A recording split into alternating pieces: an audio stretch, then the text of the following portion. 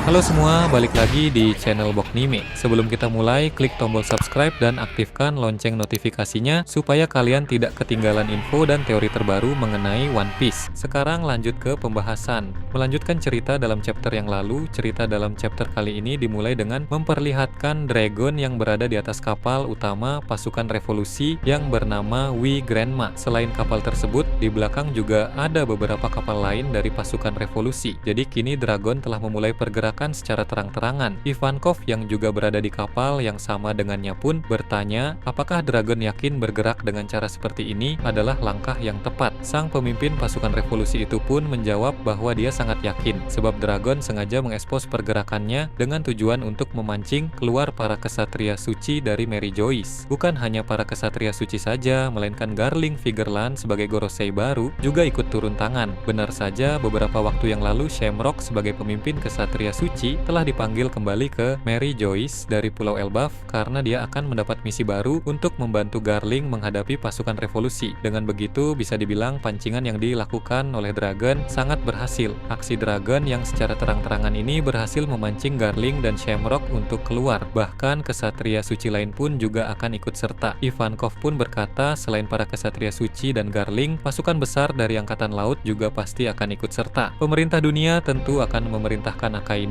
untuk mengirim para marinir kuat dalam membantu melawan pasukan revolusi. Dragon lalu meminta Ivankov untuk tenang karena dia sudah memperhitungkan kemungkinan-kemungkinan itu. Dragon berkata, percaya saja pada rencana yang sudah saya susun. Beberapa saat kemudian Denden Mushi di kapal itu berdering. Seseorang menghubungi Dragon dan orang itu hanya ditampilkan berupa siluet saja. Dalam panggilan tersebut, dia memberitahu Dragon bahwa persiapan sudah selesai. Memang masih belum jelas siapa dia dan apa maksud dari perkataannya itu. Namun, tampaknya persiapan yang dimaksud oleh orang itu adalah bagian dari rencana yang telah Dragon atur. Dragon tidak bergerak dengan rencana yang biasa-biasa saja, melainkan dia telah memiliki rencana yang matang untuk menghadapi para musuh sehingga aksi dari Dragon dan pasukan revolusi benar-benar semakin menarik untuk dinanti. Dalam rencana Dragon ini, dia akan melibatkan para anggota tersembunyi dan sekutu-sekutu rahasia untuk membantu pasukan revolusi sehingga pihak pemerintah dunia dan Angkatan Laut akan sangat terkejut. Beralih ke tempat lain memperlihatkan Rayleigh yang sedang berlayar di lautan dunia baru. Dalam perjalanan ini, Rayleigh sedang membaca koran. Ada beberapa berita terbaru yang dia baca dan itu membuatnya cukup terkejut. Pertama, berita tentang kehancuran Bartok Club di tangan bajak laut Akagami. Rayleigh menanggapinya dengan bilang bahwa orang-orang dalam Bartok Club itu telah salah mencari masalah. Meskipun Bartok Club berada di bawah naungan Luffy, tapi itu tidak akan membuat mereka kebal hukuman. Walau Shanks memiliki hubungan yang baik dengan Luffy, para kru bajak laut Akagami pasti tidak akan terima jika Bartolomeo membakar bendera bajak laut mereka. Rayleigh pun bilang kehancuran Bartok Club ini memang sudah dia prediksi ketika dia membaca berita Bartolomeo membakar bendera bajak laut Akagami di wilayah kekuasaan Yonko Shanks. Rayleigh bilang semoga jika Bartolomeo selamat dan masih hidup, dia kapok melakukan hal bodoh seperti itu. Lalu ada berita juga soal Cross Guild yang telah semakin berkembang karena eksekutif mereka bertambah banyak dan aksi-aksi mereka pun semakin merugikan pihak Angkatan Laut. Berita itu membuat Rayleigh tertawa lalu berkata bahwa dia tidak pernah menyangka kalau Buggy akan menjadi seorang Yonko. Rayleigh pun yakin pasti ada sesuatu yang aneh mengapa orang-orang seperti Mihawk dan Crocodile mau menjadi bawahan Buggy. Tapi apapun alasannya, hal ini cukup menghibur bagi Rayleigh. Rayleigh merasa bangga bahwa dua bocah di kapalnya dulu kini telah menjadi kaisar laut. Untuk Shanks, memang sudah lama Rayleigh memiliki firasat bahwa dia akan menjadi bajak laut hebat. Namun untuk Buggy cukup terkejut karena ternyata bocah itu kini memiliki posisi yang sama dengan Shanks, yaitu sama-sama seorang Yonko. Luffy yang juga merupakan Mori Drill kini sudah menjadi Yonko. Jadi bisa dibilang tiga Yonko di era sekarang adalah anak didik Rayleigh. Hanya Buggy saja yang tidak disukai Rayleigh dari dulu. Rayleigh memang memiliki firasat buruk tentang bocah aneh itu. Selain berita tadi, ada juga berita terpanas yang Rayleigh baca dalam koran itu, yaitu berita perkembangan konflik antara pasukan revolusi dengan pemerintah dunia. Menurut Rayleigh,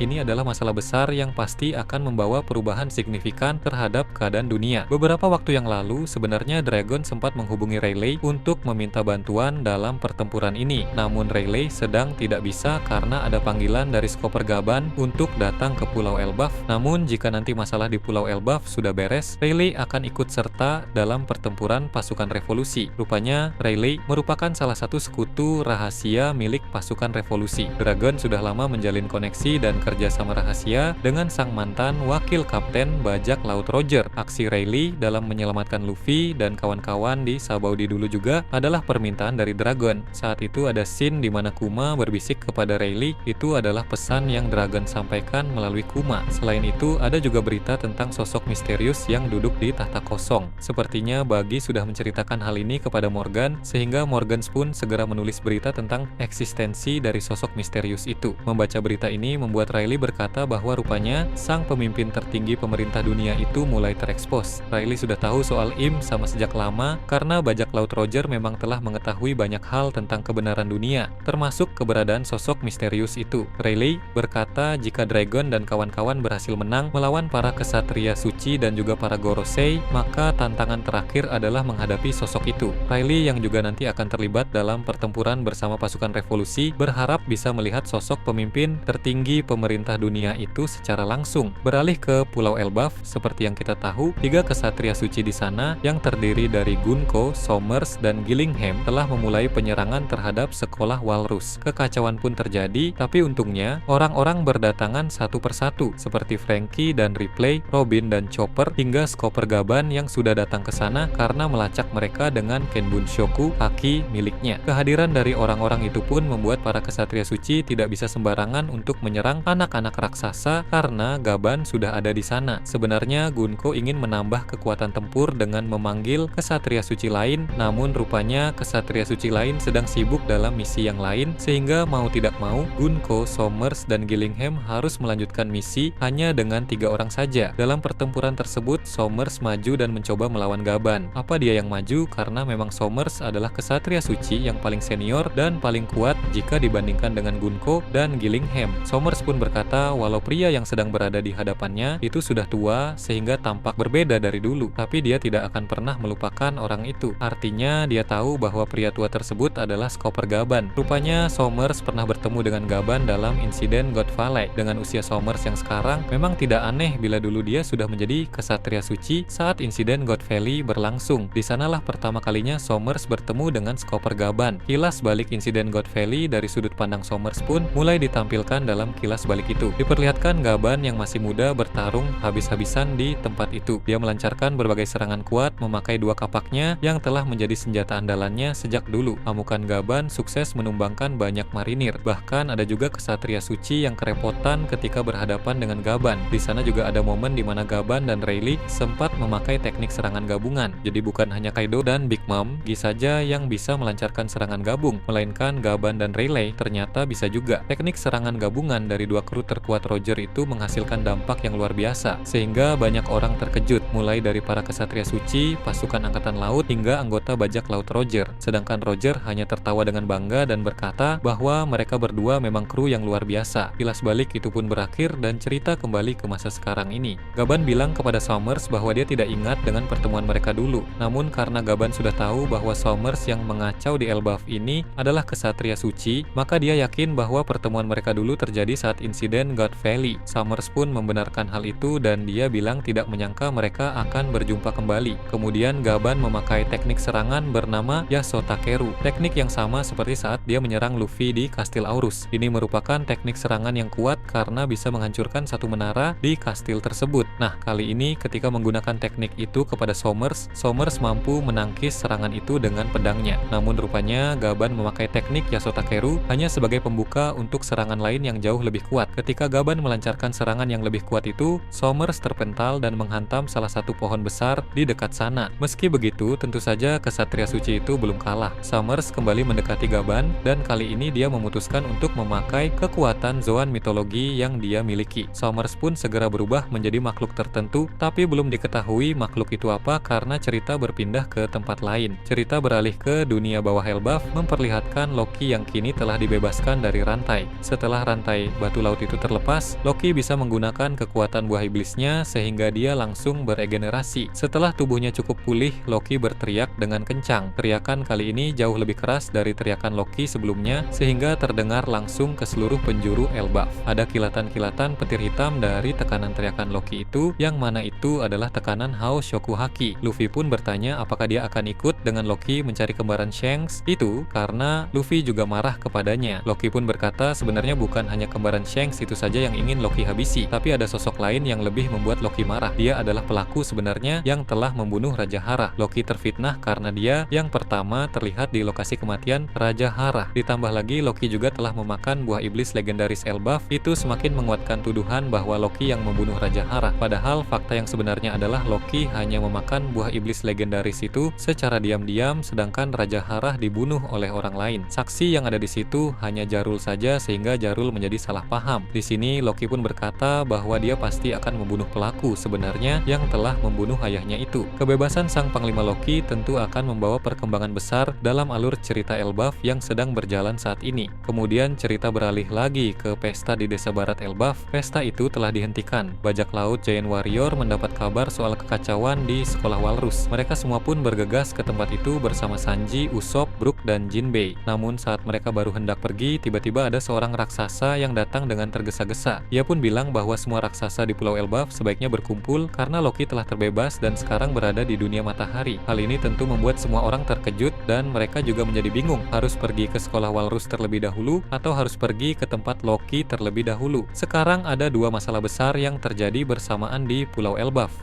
Nah, itulah tadi berbagai hal menarik chapter 1141. Menurut kalian bagaimana? Silahkan tulis di kolom komentar di bawah. Oke, segitu saja untuk pembahasan kali ini. Jangan lupa like, share, dan subscribe untuk video menarik selanjutnya. Peaceful World.